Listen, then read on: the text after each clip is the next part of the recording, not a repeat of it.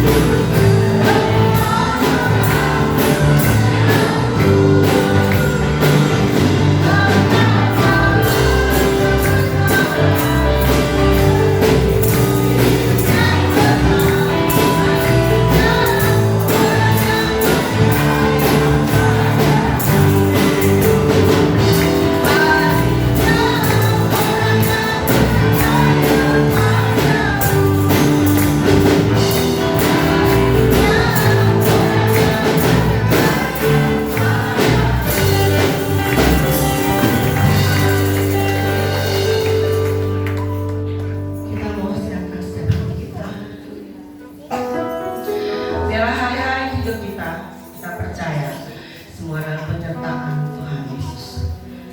Karena kita tidak tahu sampai kapan hidup kita di dunia ini.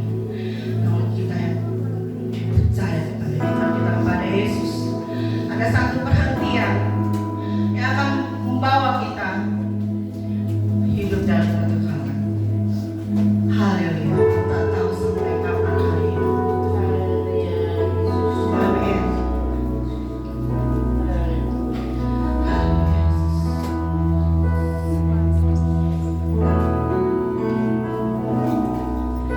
Ku tak tahu sampai kapan hari hidupku.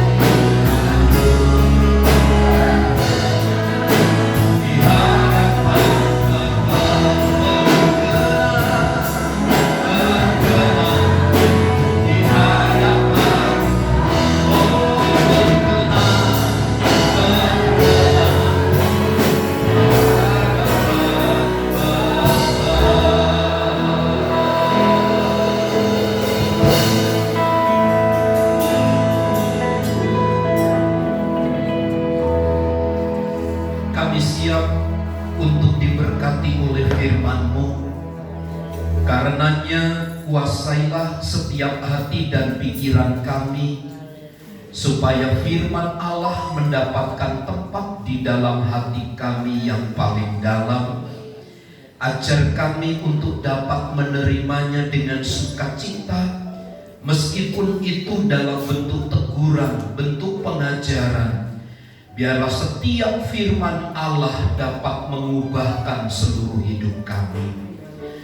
Pakailah hamba-Mu untuk menyampaikan berita firman Allah, agar kiranya dapat dan sesuai dengan kebenaran dan maksud dari berita yang disampaikan melalui firman-Mu, agar kiranya kami semakin bertumbuh dan berbuah untuk hormat dan kemuliaan nama Tuhan. Segala bentuk tipu daya muslihat iblis kami tolak, kami patahkan dalam nama Yesus. Tuhan dipermuliakan, Tuhan ditinggikan atas persekutuan ibadah dalam pemberitaan firman-Mu. Kami siap diberkati oleh firman-Mu di dalam dan demi nama Yesus. Setiap kita yang siap diberkati bersama katakan amin. Silakan duduk Bapak Ibu saudara sekalian. Salam. Baik, puji Tuhan. Injil Matius pasal yang ke-15. Matius pasal yang ke-15 ayat 21 sampai ayat yang ke-28. Kita akan membahas tentang satu tema, perempuan Kanaan yang percaya. Kita baca ayat ini bergantian. Saya membaca ayat 21 dan jemaat Tuhan sekalian membaca ayat 22 dan seterusnya. Demikian. Lalu Yesus pergi dari situ dan menyingkir ke daerah Tirus dan Sidon. Maka datanglah seorang perempuan Kanaan dari daerah itu dan berseru, "Kasihanilah aku ya Tuhan, anak Daud, karena anakku perempuan kerasukan setan dan sangat menderita." Tetapi Yesus sama sekali tidak menjawabnya. Lalu murid-muridnya datang dan meminta kepadanya, "Suruhlah ia pergi." Ia mengikuti kita dengan berteriak-teriak. Jawab Yesus, "Aku diutus hanya pada domba-domba yang hilang dari umat Israel." Tetapi perempuan itu mendekat dan menyembah Dia sambil berkata, "Tuhan, tolonglah aku." Tetapi Yesus menjawab, "Tidak patut mengambil roti yang disediakan bagi anak-anak dan melemparkannya kepada anjing." Kata perempuan itu, "Benar Tuhan, namun anjing itu makan remah-remah yang jatuh dari meja tuannya." Maka Yesus menjawab dan berkata kepadanya, "Hai ibu, besar imanmu, maka jadilah kepadamu seperti yang kau hendaki." Dan seketika itu juga anaknya sembuh. Amin, puji Tuhan. Dari ayat yang kita baca ini, kita dapat menarik satu kesimpulan tentang sebuah pentingnya daripada iman atau percaya kepada Tuhan. Iman itu tidak hanya bisa terlihat dalam permohonan-permohonan doa yang kita naikkan. Doa itu tidak hanya sekedar, atau iman itu tidak hanya sekedar meminta sesuatu kepada Tuhan. Iman juga tidak hanya sekedar mendatangkan satu mujizat saja, tetapi iman juga merupakan dan harus diaplikasikan di dalam kehidupan sehari-hari, termasuk pada waktu kita sedang menghadapi pergumulan, pada waktu kita sedang menghadapi kesulitan, juga pada waktu kita berhadapan dengan keadaan yang sulit sekalipun, termasuk keadaan-keadaan yang sulit yang dialami oleh orang-orang di luar diri kita. Jadi kompleksitas iman itu sifatnya menyeluruh, dan keberadaannya bagi orang percaya adalah sebuah keharusan. Karena orang yang percaya itu harus hidup di dalam iman.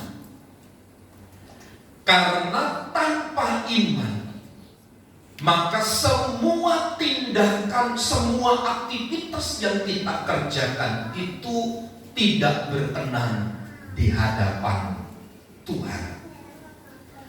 Oleh karena ketika kita belajar dari sebuah paradigma dan kedudukan iman yang seperti ini, maka sesuatu yang wajiblah bagi setiap orang percaya untuk mendasarkan segala sesuatu atas keyakinan, atas iman kepada Tuhan. Sekali lagi, kita beriman tidak hanya ketika kita meminta sesuatu kepada Tuhan, tetapi juga pada waktu kita mengalami kesulitan-kesulitan, pada waktu kita sedang ada di dalam pergumulan-pergumulan hidup itu. Kita dapat melihat dari ayat yang kita baca kisah tentang perempuan Kanaan yang percaya. Dalam beberapa literatur disebut bahwa perempuan Kanaan ini bukanlah pengikut Kristus.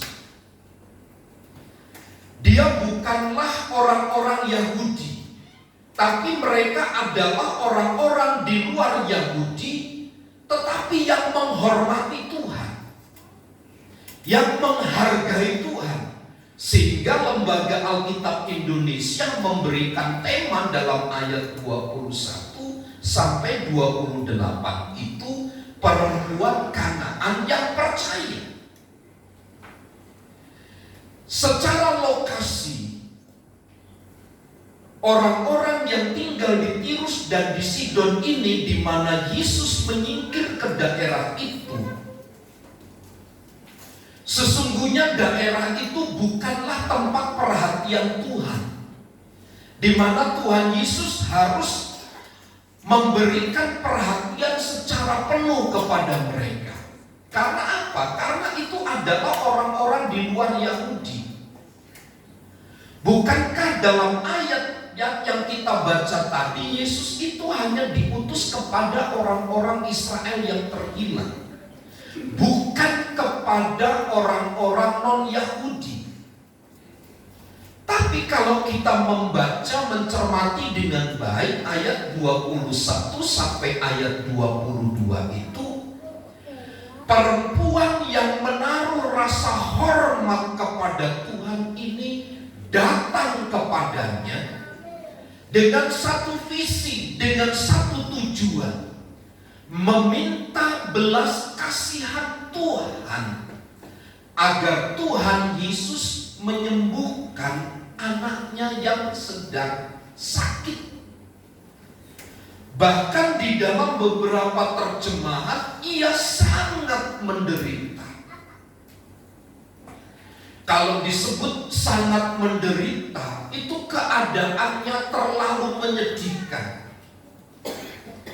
Tidak dapat mengontrol diri, tidak bisa membawa dan mengatur diri sendiri. Ini seperti rule yang menurut aturan-aturan yang berlaku, sepenuhnya dikuasai oleh roh jahat, sehingga anak dari seorang perempuan Sirofenisia yang percaya ini mengalami penderitaan yang hebat.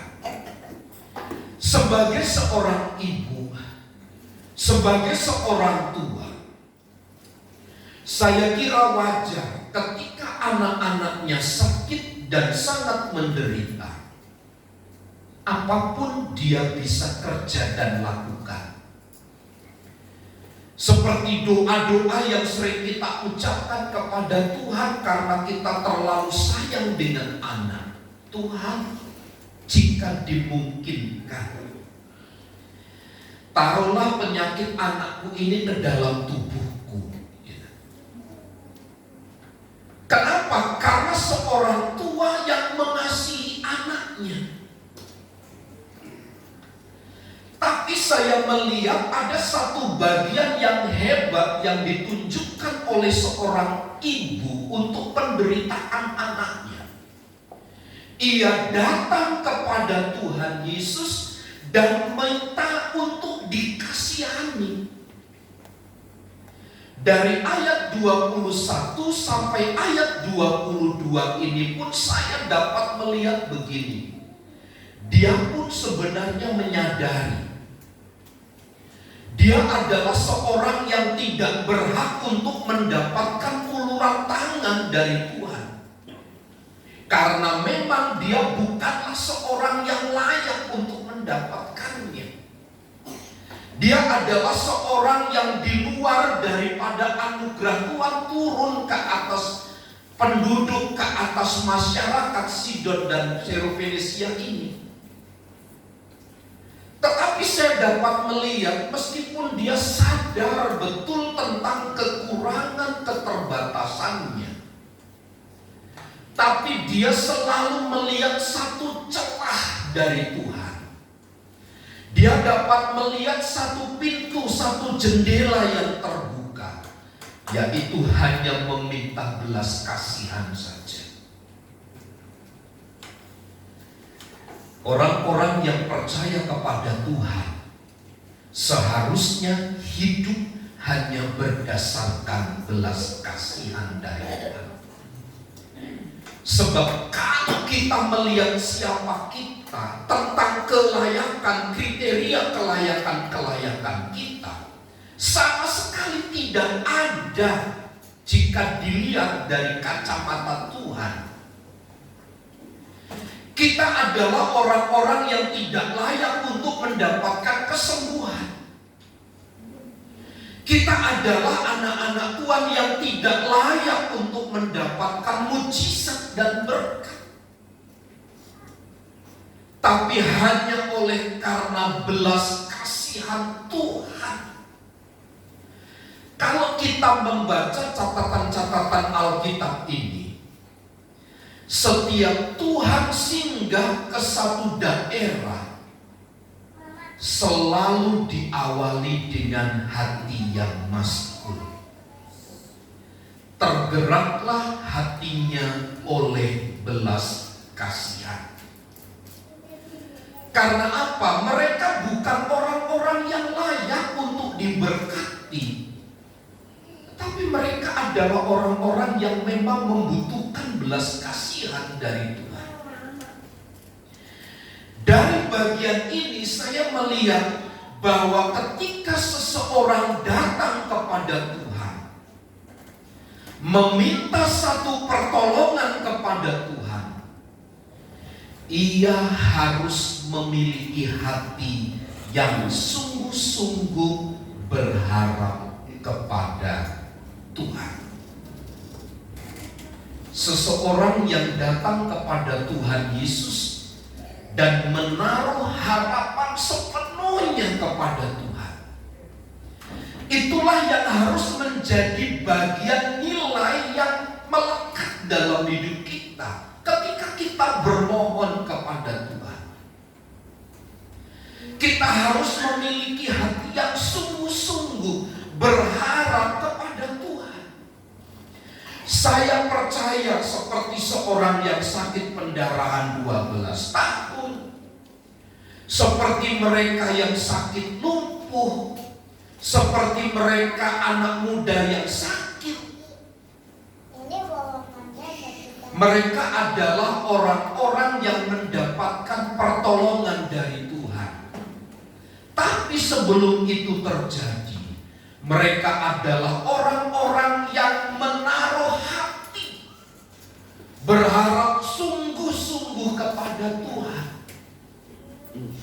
Pelajaran tentang hakim yang lalim ini menjadi pelajaran yang berharga bagi hidup kita dalam konteks kita beriman kepada Tuhan. Hakim yang lalim ketika melihat seorang ibu yang setiap kali datang kepadanya, dia tahu seorang ibu atau laki-laki itu tidak memiliki harapan untuk diselesaikan masalahnya, untuk dimenangkan kesulitannya. Tidak ada celah sama sekali, tapi kayak tahu caranya. Setiap hari dia datang kepada hakim ini, terus datang, terus meminta. Pada cerita itu akhirnya dikatakan begini, karena takut disibukkan hari-harinya oleh kehadiran seseorang yang sedang bermasalah itu, lalu dia memberikan jalan keluar, memberikan solusi kepadanya. Dari sini kita dapat melihat, ketika seseorang berharap sungguh-sungguh kepada Tuhan, sungguh-sungguh itu artinya dia tidak memberikan pikiran dan perhatian kepada yang lain, di mana hatinya tidak sedang bercabang, dia hanya berfokus kepada satu. Tadi malam saya saksikan kepada ibadah pasutri. Saya punya satu kesaksian lewat orang yang luar biasa. Pekerjaannya kelihatan sangat sederhana, mungkin dipandang oleh sebagian orang sebagai sebuah pekerjaan yang hina. Dia hanya mengumpulkan bekas-bekas plastik di Grenduta.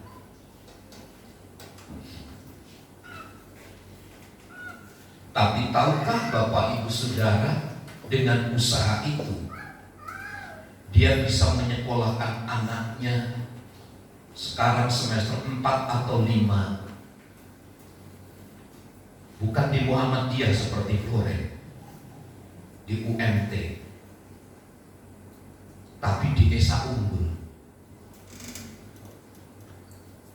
Anak yang kedua laki-laki juga kuliah. Ketika saya samperin ibu itu, saya ajak ngobrol, saya ikut nongkrong dengan ibu itu, saya diberikan semangat itu. Saya tersentuh hati saya.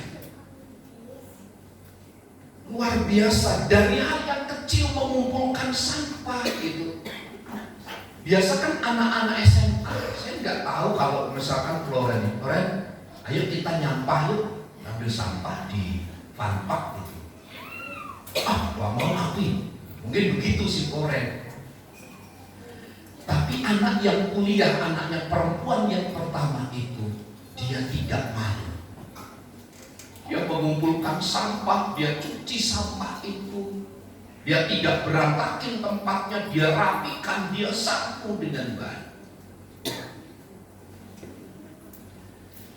Menurut orang itu hal-hal yang sepele, tapi saya melihat ibu ini begitu fokus, begitu sungguh-sungguh melakukan, sampai dikatakan kepada saya, Pak, saya ini punya komunitas pemulung seperti ini. Saya bisa memberkati orang-orang yang susah.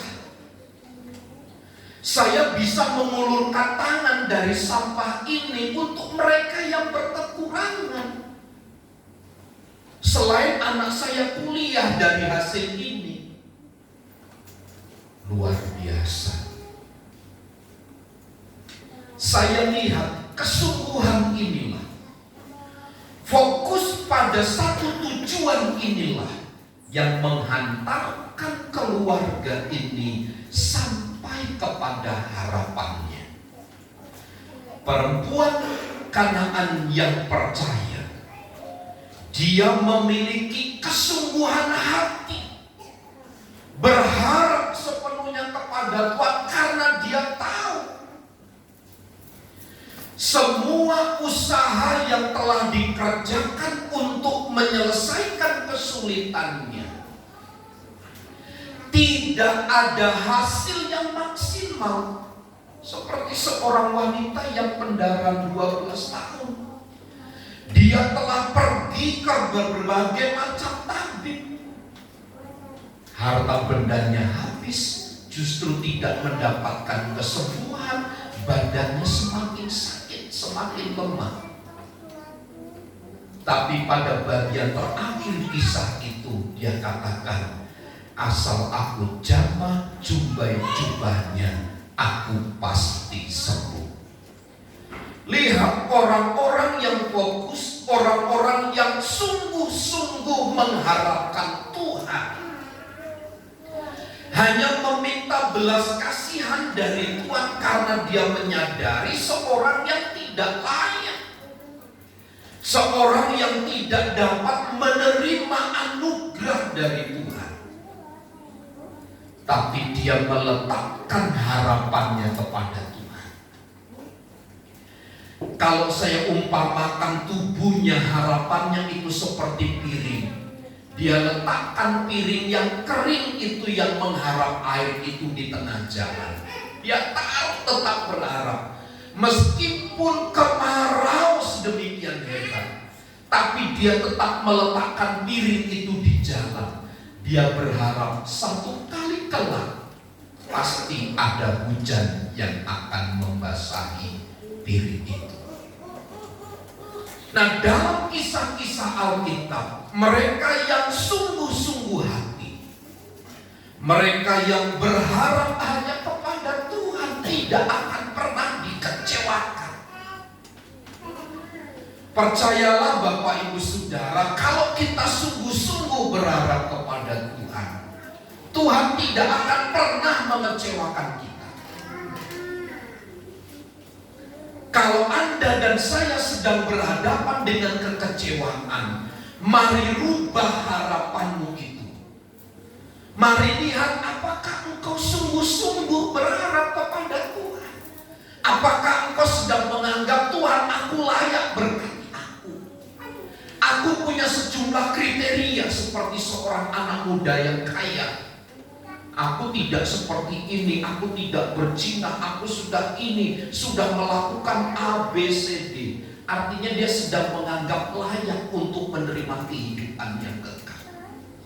Selama itu bertahan di dalam hati kita, selama itu pula kita akan berhadapan dengan kekecewaan demi kekecewaan. Tetapi kalau kita sungguh-sungguh berharap kepada Tuhan, bahwa kita adalah orang-orang yang tidak layak, hanya meminta belas kasihan dari Tuhan, maka Tuhan akan hadir dan menolong kita. Lihat bagaimana perjuangan seorang ibu yang saya katakan dari pendahuluan tadi. Iman itu tidak hanya sekedar diletakkan kepada permintaan-permintaan Tuhan mencukupi hanya sekedar kebutuhan hidup. Tetapi iman itu harus dibuktikan dengan ujian-ujian yang berarti. Di dalam ayat 23 sampai ayat 27 itu bicara tentang respon Tuhan Yesus dan murid-muridnya ketika perempuan Kanaan yang percaya itu meminta belas kasihan Tuhan. Yang pertama, respon Tuhan Yesus dari ayat 23. Tuhan Yesus sama sekali tidak bergeming. Tuhan Yesus tidak menjawab permintaannya. Padahal apa yang diminta itu bukan untuk menyelesaikan kesulitan pribadi, tetapi kesulitan pribadi di luar daripada dirinya. Sepertinya tanda kutip Tuhan Yesus dalam ayat itu tidak merespon, tidak memberikan jawaban. Tapi Tetapi dalam hal ini pun dia tidak menyerah. Dia tidak pergi, dia tidak meninggalkan Tuhan Yesus meskipun tidak ada jawaban. Bapak Ibu Saudara, berapa lama kita berdoa meminta sesuatu kepada Tuhan? Sepertinya kita dianggap sepi. Sepertinya belum ada tanda-tanda. Sepertinya hanya menggantung di langit-langit rumah kita. Dia hanya stuck, hanya begitu saja sehingga membuat kita lemah. Lalu kita mengubah apresiasi doa kita. Tapi yang saya ingin lihat dari peristiwa perempuan Kanaan yang percaya ini, dia tidak menyerah. Meskipun Tuhan sendiri yang menjadi pusat perhatiannya tidak memberikan jawaban. Yang lebih parah lagi adalah murid-muridnya. Dia meminta kepada Tuhan Yesus agar Tuhan Yesus mengusirnya, karena dia mengikuti Tuhan Yesus dengan berteriak-teriak, "Anak Daud, kasihanilah aku. Anak Daud, kasihanilah aku." Meskipun demikian,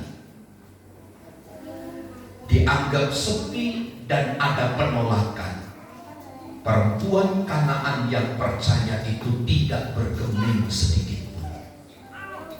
Lihat Bapak Ibu Saudara, orang-orang yang menganggap dirinya tidak layak, yang hanya berharap kepada belas kasihan Tuhan saja, meskipun dianggap sepi, meskipun diusir, meskipun dipandang tidak berharga, dia tidak akan pernah bergeming. Dia tidak akan pernah memalingkan mukanya kepada hal yang lain, tapi dia tetap bertahan dan memfokuskan diri kepada belas kasihan dari Tuhan.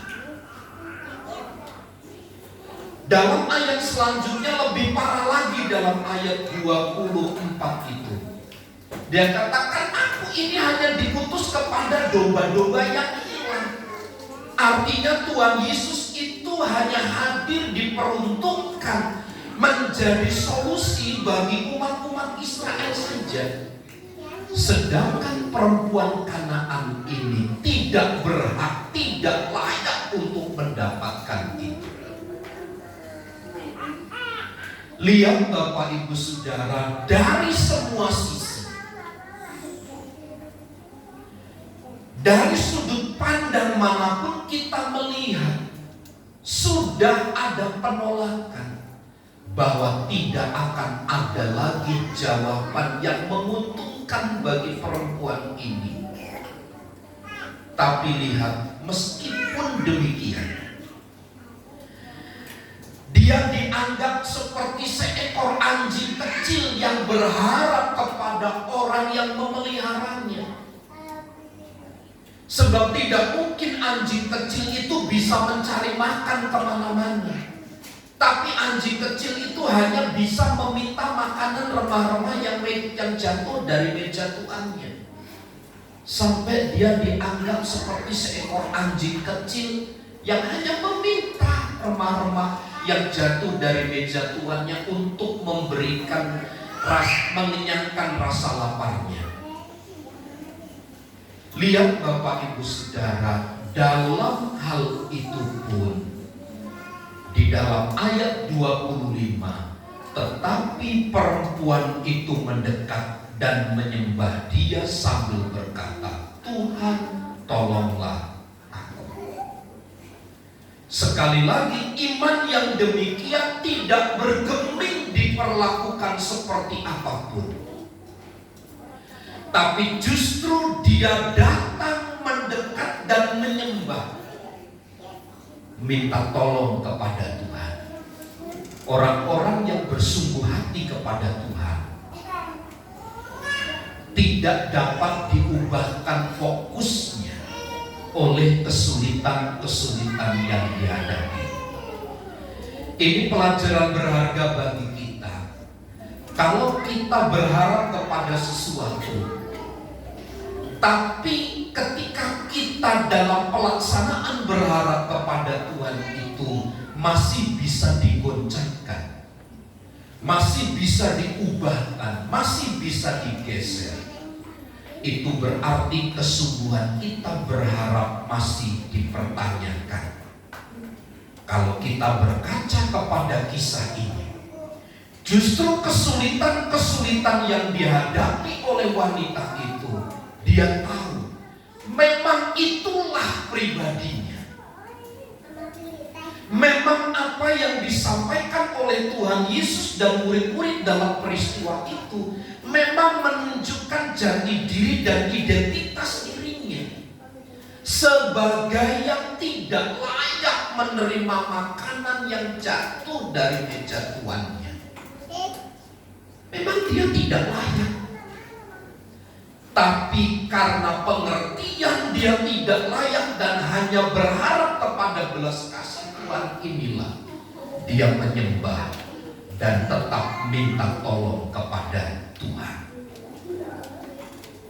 Lalu pada bagian terakhir ayat itu, ayat yang ke-28, maka Yesus menjawab dan berkata kepadanya, "Hai ibu, besar imanmu, maka jadilah kepadamu seperti yang engkau kehendaki."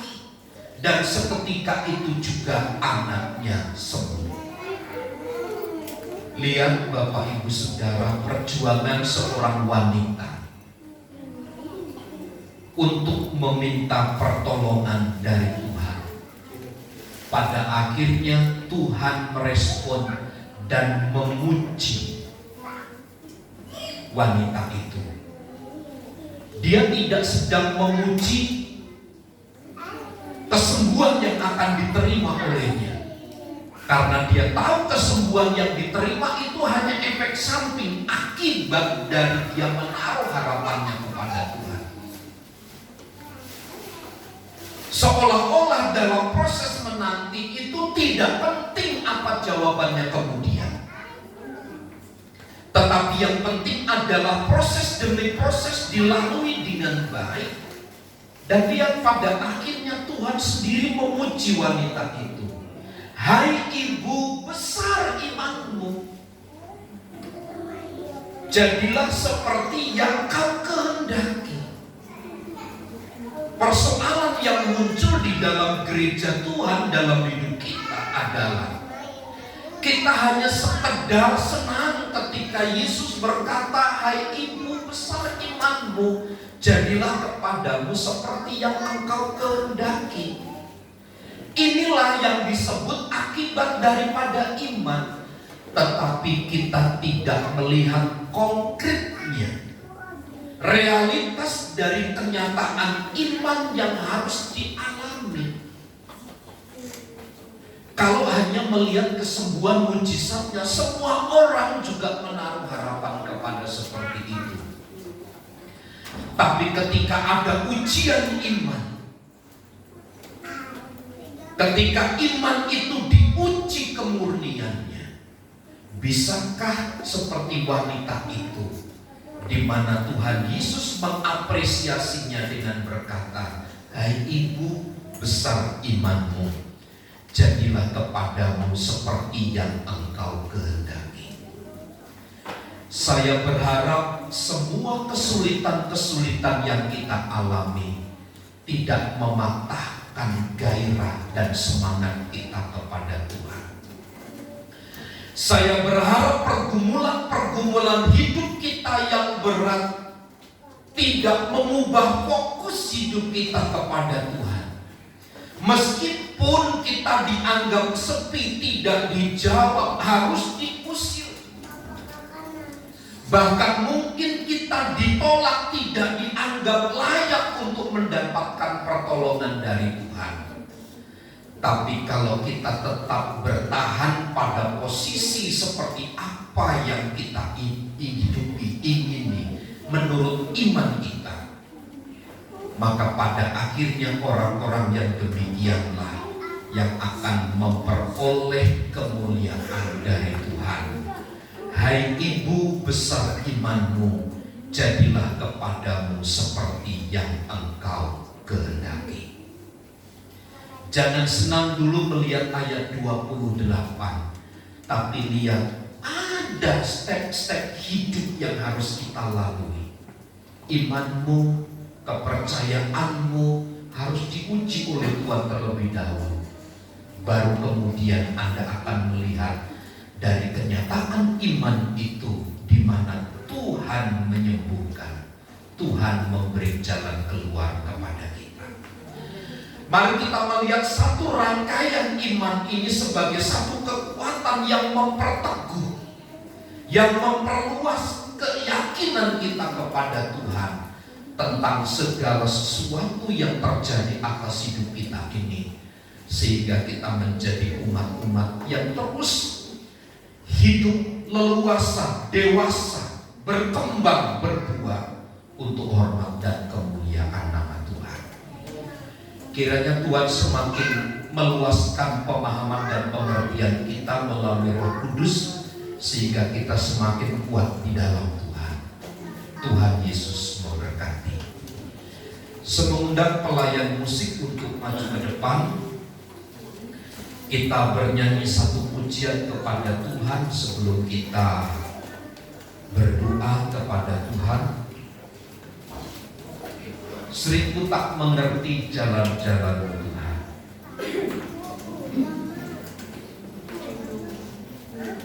Haleluya.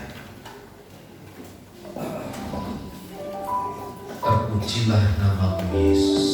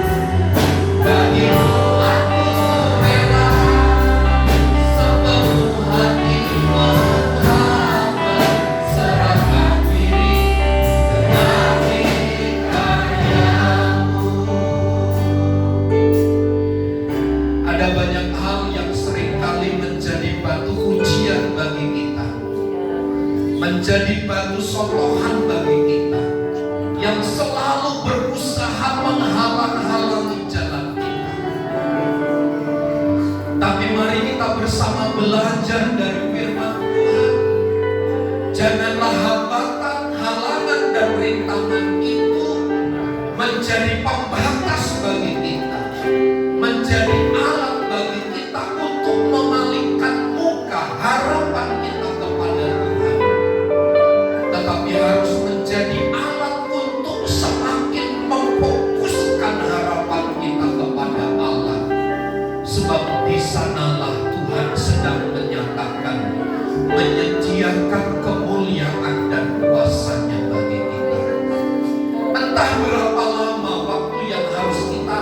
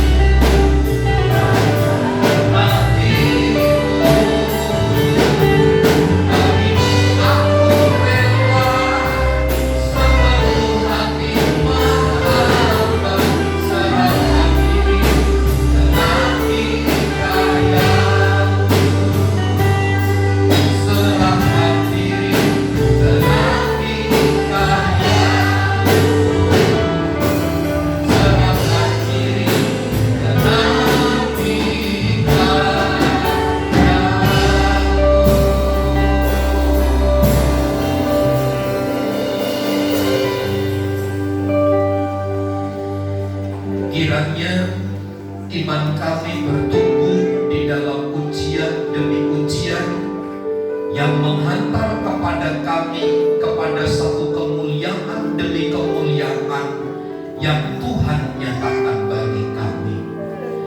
Sekiranya hari ini kami sedang ada di dalam proses untuk mencapai iman yang murni itu, kuatkanlah setiap kami. Ajar kami untuk berharap kepada Tuhan. Ajar kami untuk bersungguh-sungguh kepada Tuhan. Tidak menggadaikan keyakinan, tidak menggadaikan pengharapan kami kepada yang lain, tetapi hanya tertuju kepada Tuhan dan kebenarannya. Karenanya bimbinglah kami ke dalam jalan terang Tuhan, agar hidup kami selalu ada di dalam kuasa-Mu. Kami bersatu di dalam kekuatan dan kuasa Tuhan. Sanggupkan dan mampukan kami untuk berjalan melewati semua hal yang Tuhan kehendaki, sampai kepada satu tujuan yang murni, di mana Kristus dipermuliakan atas hidup kami. Berkati setiap kami yang mendengar dan menyimpan serta melakukan firman ini dalam hidup kami, sehingga kami semakin bertumbuh-tumbuh di dalam Tuhan.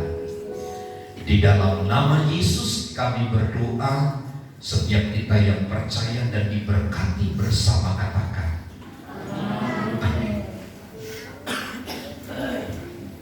Puji Tuhan, terima kasih untuk Bapak Saudara.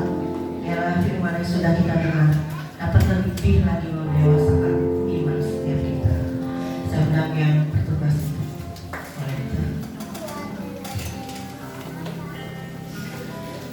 Mereka kita bersatu di dalam doa.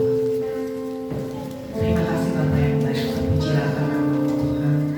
Di basah hati ya Tuhan, kami akan memberikan ya Bapak yang dapat kami berikan untuk menopang pekerjaan di tempat ini.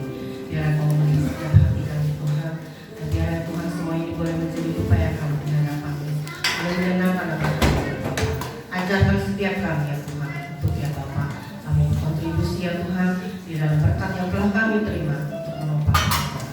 Terima kasih Bapak yang baik, dan berkat nama Bapa di surga kami berdoa dan mengucap syukur. Haleluya. Amin.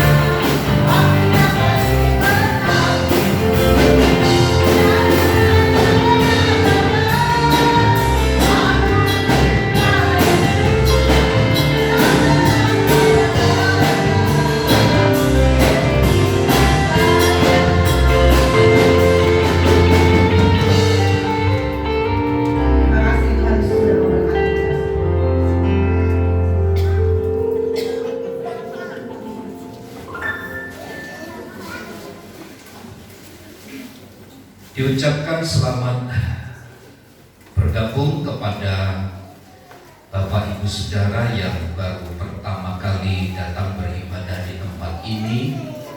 Kiranya Tuhan memberkati kita sekalian.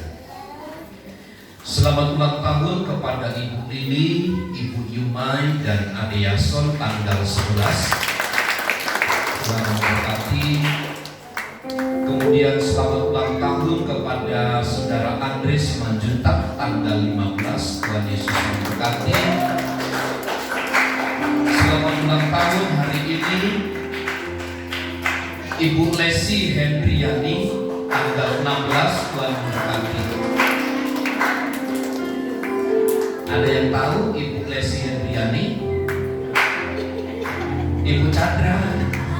Ibu Chandra namanya Ibu Lesi Hendriani. Selamat ulang tahun, Tuhan Yesus memberkati.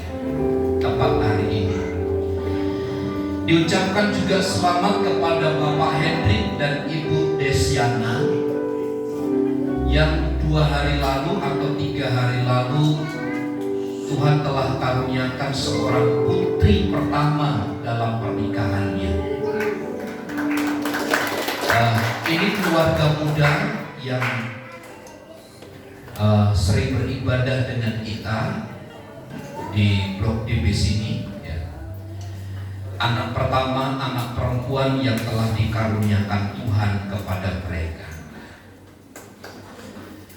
Kita berdoa bagi jemaat-jemaat Tuhan yang sakit, bagi anak-anak kita yang akan masuk sekolah, kiranya Tuhan menolong mereka sekalian. Akan diadakan baptisan air bagi Bapak Ibu Saudara yang belum dibaptis air. Bapak Ibu dan Saudara bisa menghubungi Ibu Gembala supaya kita persiapkan semua pelajarannya dengan baik. Ya. Dipersilakan untuk menghubungi Ibu Gembala. Nanti Ibu Gembala akan mendata semuanya dan nanti akan diadakan waktu pertemuan untuk pembelajarannya. Saya kira itu beberapa pengumuman, dan Bapak Ibu bisa lihat di slide itu setiap malam Kamis di tempat ini ada doa malam jam 7 malam. Kemudian setiap hari Sabtu jam 7 malam ada ibadah anak-anak youth, anak-anak muda. Kemudian jam 5 sore ada ibadah wanita. Bergantiannya. Sabtu kemarin ibadah pasutri, pasangan suami istri. Sabtu berikutnya ibadah wanita. Selalu begitu. Saya berharap Bapak Ibu Saudara bisa menghadiri ibadah-ibadah ini ya, untuk memperkuat keyakinan dan iman kita di dalam Tuhan. Tuhan Yesus memberkati. Saya mengundang sekali lagi Bapak Ibu Saudara untuk berdiri. Mari kita bersama berdoa dan mengakhiri ibadah kita. Kemuliaan dan hormat kami naikkan kepada Tuhan yang telah memungkinkan semua rangkaian ibadah ini berjalan dengan baik dari awal sehingga selesainya. Kiranya kemurahan berkat dari Allah dicurahkan atas seluruh hidup kami, yang membawa kepada kami sukacita dan kemenangan. Tuhan memberikan kekuatan dan pertolongan kepada kami untuk kami dapat menghadapi segala kesulitan-kesulitan. Tuhan melimpahi dengan segala kemurahan dan berkat melalui usaha dan pekerjaan kami, sehingga olehnya kami terus hidup mempermuliakan nama Tuhan. Berkati Ibu Lili, berkati Ibu Yumai, berkati Ade Yason yang berulang tahun, juga berkati Andre Simanjuntak. Hari ini Ibu Lesi Hendriani berulang tahun. Tuhan berkati mereka. Kasih karunia dan anugerah Allah limpah atas hidup mereka sekalian. Berkati keluarga Bapak Hendrik yang telah Tuhan berikan karunia seorang anak dalam pernikahan mereka. Berkati ibu dan berkati anak ini, sehingga anak ini menjadi anak yang takut akan Tuhan. Berkatilah jemaat-jemaat Tuhan yang sedang berlibur, baik keluarga Bapak Martin, keluarga Bapak Simanjuntak. Tuhan memberkati mereka. Berkati dan sembuhkan saudari Lia dan Panca. Biarlah Tuhan yang melawat dan menyembuhkan mereka dalam nama Yesus. Berkatilah anak-anak kami yang akan masuk ke sekolah jenjang yang lebih tinggi. Kami percaya Tuhan yang melawat dan memberkati mereka. Kami percayakan seluruh umat-umat ini dalam tangan kuasa Tuhan. Berkati rencana kami untuk memperluas ruangan ibadah. Tuhanlah yang menyediakan semuanya bagi kami. Berkati bangsa dan negara kami, tetangga kanan kiri kami. Semua ada dalam lawatan dari Tuhan. Di dalam dan demi nama Yesus kami berdoa. Mari saudaraku, angkat tanganmu dan terimalah berkat Tuhan. Tuhan memberkati dan melindungi engkau. Tuhan menyinari engkau dengan wajah-Nya dan memberi engkau kasih karunia. Tuhan menghadapkan wajah-Nya kepadamu dan memberi engkau damai sejahtera. Kiranya kasih karunia Tuhan Yesus Kristus dan kasih Allah serta persekutuan Roh Kudus menyertai kita sekalian saat ini dan sampai selama-lamanya. Kami terima segala berkat Tuhan di dalam nama Tuhan Yesus Kristus. Kita semua yang percaya dan diberkati bersama katakan amin. Bapa, terima kasih.